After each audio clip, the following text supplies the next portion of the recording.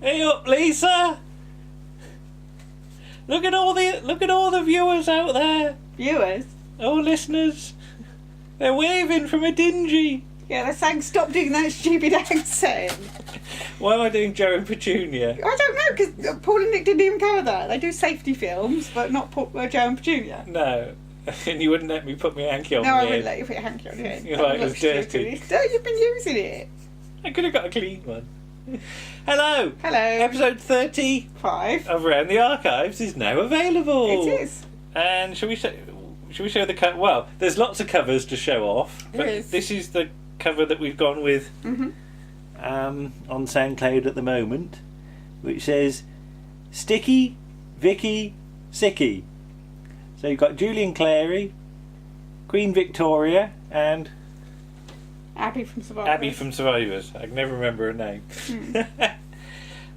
So what have we got? Well, That's not all, because we've also got. Let's show the other colour as well. So there's Joe and Petunia, what I did the tribute to, but we don't do Joe and Petunia. No. We do other things in the pictures. Yes, they do. Apaches and Drive Carefully, Darling. Yes. So Oh, that one's got Charlie Says in. He wasn't in it. Okay, and there's another cover with Queen Victoria. Yeah. And there's a Survivors one as well. There. So lots and lots of covers. Yes, Martin was very busy. As we cover lots and lots of things. We do. So let me just get Twitter up as well. Because the first thing we do is Warren and I looked at Sticky Moments on tour with Julian Clary. You did. And you weren't here for this. I wasn't. I was at work. Were you? You were I was doing your work. doing your sensible things. Yes. Whilst Warren and I engaged in lots of innuendo on the sofa. You did. Because Sticky Moments is sort of one of those rather forgotten shows, I think. Yes. It's the second series of it. Right. And we looked... I mean, it's a game show. Yes. Julian Clary. It's sort of like a slightly more grown-up, adult sort of generation game. Yeah. Sort With of lots of thing, innuendo isn't and it? slightly dotty games. Yes, indeed. And it's wonderfully cheap. But as I had sort of conversation with somebody on Twitter this morning, Julian Clary is really very, very good at interacting with people very quickly, and you can see how fast his mind works. Because people say about Bruce Forsyth is good at handling people. Yes. And I think Julian Clary is very good at handling people in a slightly different way. Yes. So, Yeah.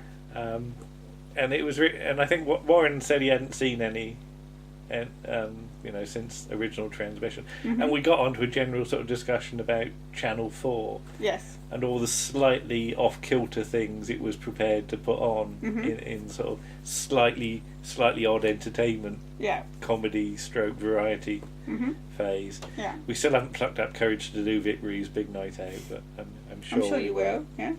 So yeah, but unfortunately, with no official DVD release of Sticky Moments, we had to fall back on YouTube copies, which is a pity, because I'd really be quite interested in getting decent copies of these, because I think they do stand up well to rewatching. Yes. I had to watch them several times to sort of choose the best ones, and you've got some really good guest stars on there as well. Like including Fenella Fielding on one, which really impressed me. And she's sort of wonderful. She sort of breezes on and does the usual Fenella Fielding thing. Yes. So it's like we saw 3-2-1 last night with John LeMessurier. Yes. Yes. And I hadn't just even really realised being he'd done, John LeMessurier. Yeah. So it's that thing about. You're just so pleased to see some of these people on sort of game shows, and it's not slumming it. It's a whole sort of different string to your bow. Well, they paid him money, so I'm sure he wouldn't really fuss about what he was doing. But next up, right. So this is the actual DVD. Stop, Look, Listen. So Nick and Paul. So that's available from the BFI. Paul and Nick look at Drive Carefully, Darling and Apaches. Yes. So Drive Carefully, Darling is a sort of... It's a road safety film, yeah. Yeah, but it's almost like with Colin Baker and John Challis playing the numbskulls, and isn't it? Owen And Christopher from Owen, Megos. without his pricks on. it's inside the bloke's head, isn't it? Yes. Because you always used to like the numbskulls. I do like the numbskulls, yes. Yeah. Because they're in... What comic was it? Was it... Well, they're in the sort of Beano now. The Beano at the moment. Yeah, they used to be in... Something else. Don't know. Was it in Chips? Yeah, but it's Colin Baker in his sort of mid-70s period with his tash. Well, they've all got tashes. I think they must have said to them, they either got them to grow a moustache or they stuck them on, because they've all got moustaches, and they all... Each actor represents a different part of the person's mind. So Colin is the brain, and John Challis is the ego, and the other one is memories, isn't he? Nick couldn't remember what Christopher Owen was, and it was memory, so that was funny. But yes, I do remember Colin talking about this in an interview once. He said how he gave a very moving performance at the end. Yes, don't want to spoil it, but and also Apaches, which we haven't really got round to watching. No. We watched a little bit. Well, we watched it yesterday to see if there was any music on there we could use. Not really. But there's just a long list of children that died. But on farms. It is one of these sort of public information films that I think people that watched it at the time, it's one of those that really seared into the memory. And it's in the Scarred for Life book, as Nick points out, which is of course well worth getting. Yes. And then these releases from the BFI are really, really interesting, because again, you look at the sheer range of stuff. I mean, look at the size of that booklet, Lisa. It's a weighty booklet, and this is volume 4. So there's a few volumes of them. Yeah, there's we've got another one as well. of these things, and yes, you can spot actors and voiceovers. And it's a lovely little snapshot of everything that you had to be scared of in the 70s. I'm surprised people ever went out. But, So there we go. Yes. Also scary from the 70s. Martin. Survivors. And we've also got the book as reference, the novelisation. Terry Nation Survivors. And from the lovely Andy Priestner. It's Survivors book. It's Survivors book, which helps to get some of the background. Yeah. So Martin looks at episode 1, The Fourth Horseman. Yes. Which very much encouraged us to also rewatch it, because I have seen it before. Yes. And we've also watched episode 2 and 3. And we might watch episode 4 later on today if we have time. Yeah, with Robert Gillespie in episode popping up 3. Yeah. And Telfrin Thomas, of course. Yes, being very Welsh. Saying that the Yanks will deal with it. Yeah. And they don't. They don't, no, well. But I know sort of series 1 of Survivors. I don't really know much beyond that. No. Well, this is the idea. I realised after I'd watched episode 1 that I've seen episode 1 and I've seen episode 2. Yeah. And I've never got any further on than that. Oh, you hadn't even seen 3? I hadn't seen 3, as far as I know. I might have seen 3. I've never seen 4. So the aim for us now is to watch the whole series all the way through. I mean, I know there are difficult episodes coming up, but just to see the range of it. And you've been listening to it on Big Finish I've been listening to Big Finish, which is, they are quite depressing, but very well done, and it's a shame that Terry Malloy's character is no longer in it. Carks it, as he says. Yeah. I liked his character. Reasonable place of humanity. That's Terry's turn of phrase. Yes. And I think the most unknown thing that we do is Victoria Regina. Yes.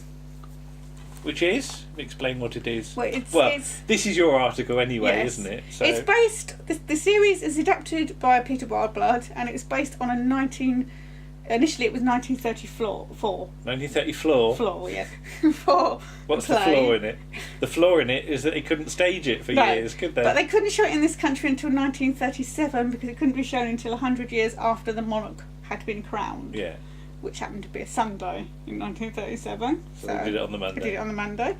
But it's made by Granada in 1964, and starring obviously Patricia Routledge. Yes. As Queen Victoria, and as you can probably tell, she plays Queen Victoria from her accession. So does she pick up the candlestick phone and go, what was it she used to say? It would be the Bouquet residence. No, the Windsor residence, the lady of the house speaking. Okay. have to point out they weren't the Windsors. Well, what were they then? Saxe-Coburgs. Saxe-Coburg Gotha. But that's when she married Prince Albert. Before that, she was a Hanoverian. Hanoverian. Yes. We used to live in Hanover Lane. We did, yeah. Which is weird. Yeah. Yeah. But yes, so she plays up from 18, which she just about gets away with, right up until her Diamond Jubilee in 1897, which is what this picture is sort of from the middle one. But I wanted you to do that article because I know how much you can just come up with the royal family and who they are and what they were. Because I haven't got a clue. It's my nerd power. So I was just able to ask you questions, and you didn't even need to look the answers up, did you? No. And if I've got anything wrong, I apologise, but I don't think I have. Yeah. So I think we sort of got people. We've done this thing, I think, where we've tried to choose people and match them to the subject matter. Because I know how much sort of Nick likes sort of public information films. And I know sort of when Warren and I get together, we do innuendo. You do, yeah. A lot. Yes. So, and of course Martin, knows his survivors, and so does Andy P with the book, of course. So it's more. I think the first article's quite the light one, isn't it? And then we get into more serious. We put the two ones in the middle, and then try to finish it off with a slightly. So it's a slightly sort of darker issue than we sometimes do, but we're still not doing Threads, are we? So no. We'll let Simon and Ken deal with that. Not doing Threads, not doing the Mad Deaths. Yeah. Sorry, no. But there we are. So hope you enjoy that. I know I enjoy it because I've already listened to it. You haven't listened to it yet. I haven't listened to it all the way through. No, not yet.